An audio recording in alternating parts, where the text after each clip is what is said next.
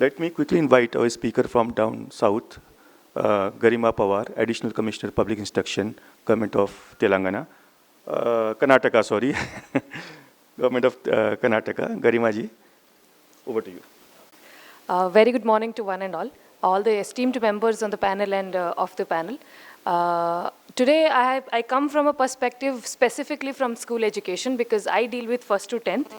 And I have very basic problems, like I have to have a school, I have to have a student, I have to bring the student to school, I have to retain the students to school. And honestly, these are very simple problems if you really see, and I have to have teachers. And the core of all of this is my teachers. I actually manage approximately around 60,000 staff. So for me, it is an HR management job on a very large scale in a very early age for me.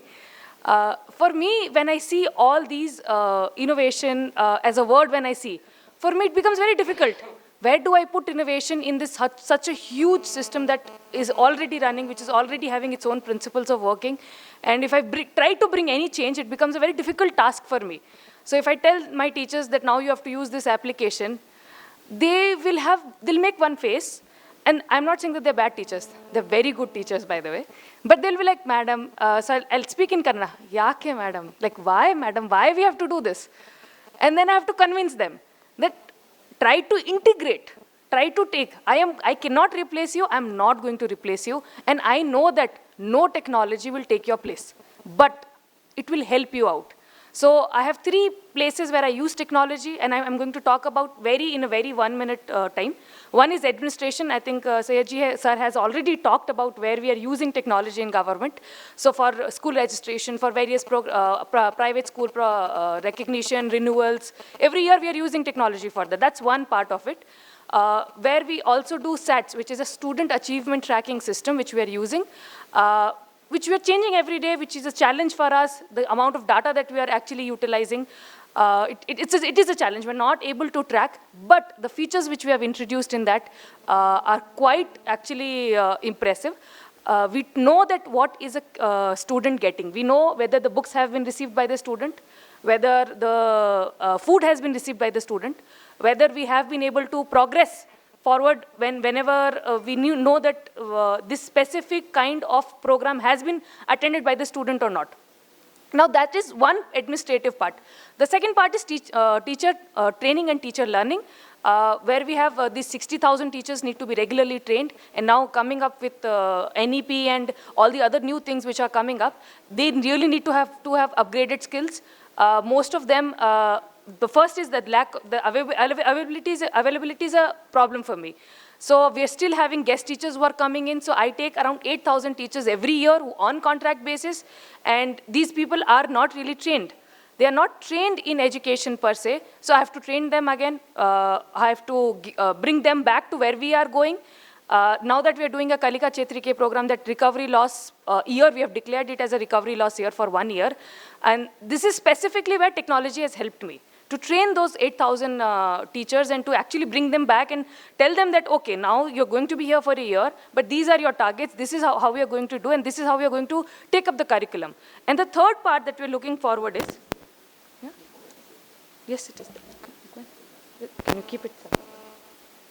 And the third part is how we are looking at students and how training is given to students and how they are actually acquiring knowledge.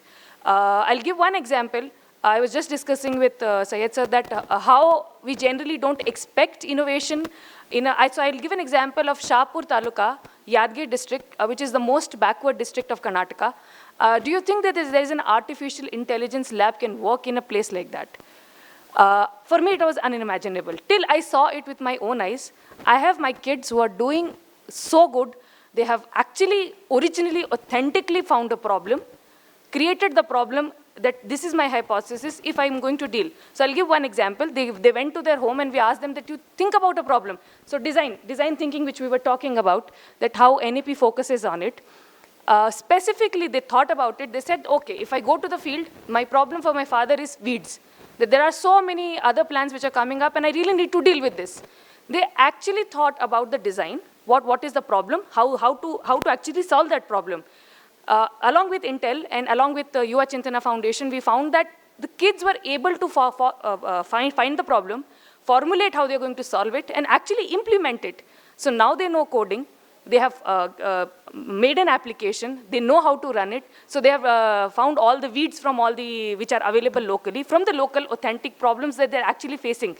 So I think technology has that responsibility not to lose originality whenever it comes to it. If we are giving any ideas to our children, I think it should come from them. And I have around 15 to 20 kids in a Adarsh Vidyalaya in very backward town of Karnataka who are actually using technology, actually doing innovation using technology. But the only problem that I was not able to provide them, or maybe the system was not able to provide them, was the opportunity to do that. And now when I see them, and when I see them presenting in a very fluent English, and the way they have done, I am impressed, honestly. So that is what I really want to see when it comes to innovation in education. We have technology-assisted learning programs. We have talked about various smart classes, and everything is there. But how to integrate that into everyday life and how to be actively involved into it. So my challenges become, I don't want to make the students a passive learner whenever it comes to technology. What we are doing right now, if we have a content which is there, everybody is becoming a passive learner. I don't want to do that.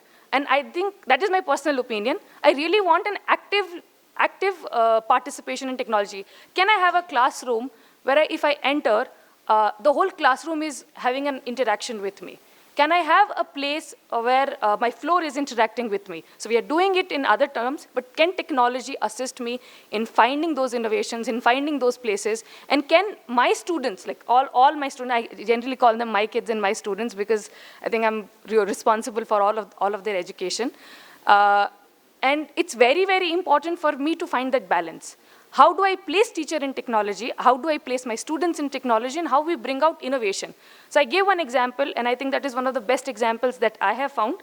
I have told about all my general challenges that we are facing, and I'm looking forward for this opportunity where I can interact with a lot of people here, and I can find solutions, and I can think about what are the new things that we can implement in administration, in teacher training, and as well as in our student achievement and student learning programs. I have had an opportunity to listen to very great speakers and who have given their examples, how they are working and how they are approaching.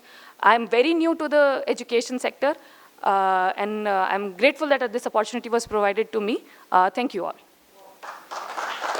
Thank you, Garima ji, for keeping it short and precise.